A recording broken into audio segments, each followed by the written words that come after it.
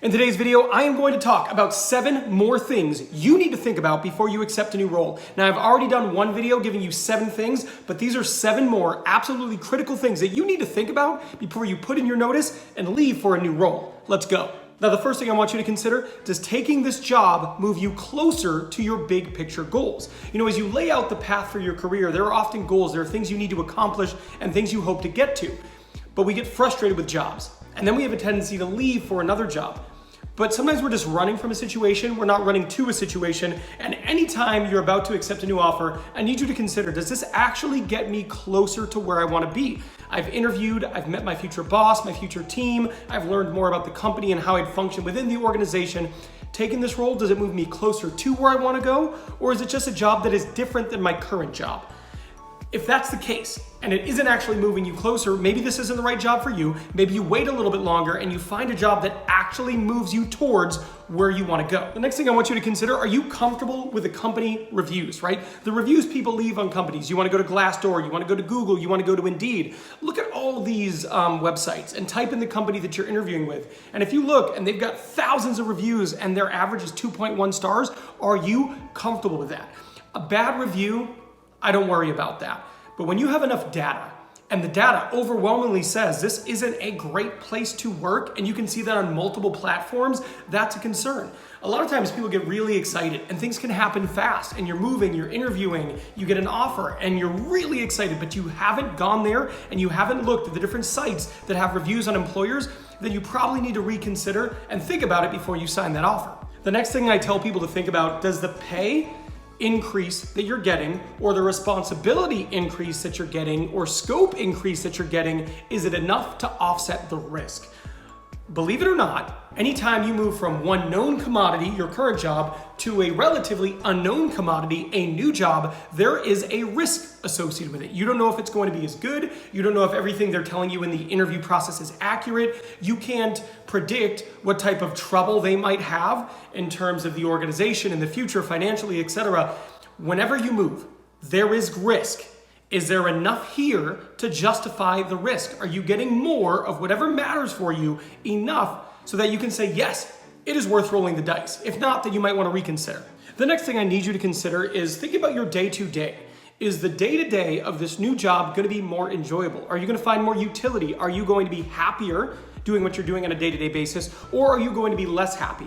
Because no matter how big of a move it is, or how much more they're going to pay you, or how much better the company is, if on a day-to-day basis you are less happy than you are right now, that move is going to be a hard move to stomach down the road. So I want you to consider the role, the responsibility, the expectations, the things you're going to need to accomplish, and then evaluate, is this going to make me happier on a day-to-day basis? Am I going to be more content? And if not, you might want to consider not making that move. Speaking of things to consider, would you consider liking this video, subscribing to the channel, and hitting that notification bell? All of those things are absolutely free to you, but they make a huge, monumental difference to me. If you could do that, I would appreciate it so much. The next thing I want you to consider are the tools, the platforms, and the systems better than, equal to, or worse than what you currently have. A lot of people think about, oh, I'm in this job, I'm gonna be doing more. It's gonna be better, I'm gonna get paid more. But is your job going to be made more difficult because they have inferior systems? You know, so it makes sense. If you're a recruiter, for example, you might want to ask, what applicant tracking system do you have access to? What, how do you store your candidates? If you are, a programmer, you're probably asking about what language or the other systems you have to use or to test, etc. So I want you to think about that. It is one thing to just go through a process, ask some questions, feel like you'll be happier. But if there are expectations of you and your performance, and it is like an absolute necessity that you leverage tools that they should be giving you in the job, are your tools actually better, or is your job going to be so much harder because they have inferior tools? Probably the most 2022 thing ever to consider, but you might want to consider your commute or their work from home, work remote, work in the office policy. If you're going from a place and you're like 90% remote and you have a ton of autonomy, and they're gonna want you in 4 days a week or 5 days a week, and there's not flexibility, if that's important to you and you're not getting it, you probably wanna consider that. Is it worth it to you? Think about the distance that you have to drive. Then think about the time you're gonna waste sitting in your car. Then think about the cost of gas and depreciation to your vehicle.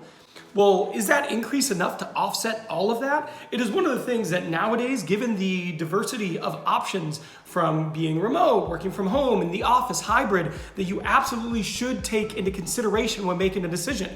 And if it's not up to par, then you can try to negotiate it. And if they're not willing to meet you, then you maybe want to consider not taking the offer. Now, the last thing I want you to consider is how will this industry set you up for future interviews, right? So if you're in the same industry and you've done 2 jobs in a row, and this is your 3rd job in the exact same industry, whatever that is, you might be finding yourself pretty siloed. So either it's going to be harder for you to get future jobs outside of that industry, or you're really setting yourself up to be an expert in the same industry. Or if you're going from one industry and now you're going into a second brand new, do you feel like that's a direction you want to head? Are you trying to intentionally diversify your industry experience to make you more competitive in the future? Or will that move you further away from your goals? Because now in future interviews, they'll be like, oh, well, your experience is all over the place. It's not just in blank. So think about your career, think about your long-term goals, think about your strategy, and think about how you're gonna storytell your experience in upcoming interviews. Does it help get you to where you wanna go, or does it move you further away from where you need to be? Now this video is done, but you should probably watch this one here because this is the first one. This is 7 things you need to consider before taking a new job. If you like this video, and I'm assuming if you're watching this, you liked it because you were still here, then you are going to love this video because I pick up on some really important points here, and you should probably consider all of these things before making a move. So go check that one out now.